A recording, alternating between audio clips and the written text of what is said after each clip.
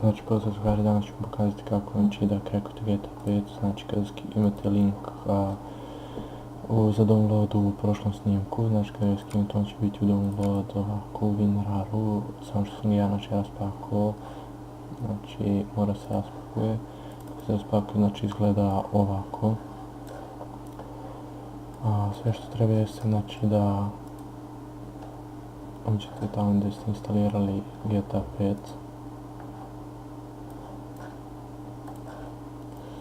Znači idete prvo crack, sva 3 fajla kopirate, ovdje ih znači paste, ja ih neću zašto sam već znači crackao igru. Zatim sljedeći korak je update, znači da kopirate i pastujete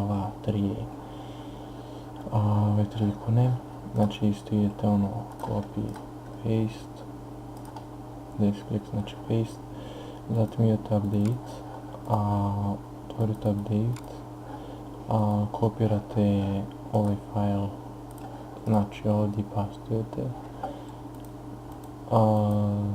zatim otvorite ovo root 64, kopirate i ovaj file, pastujete znači ovdje.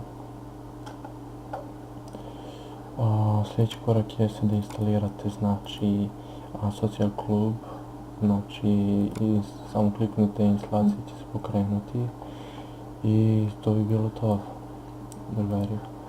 Vidimo se u sljedećem snimku, pozdrav!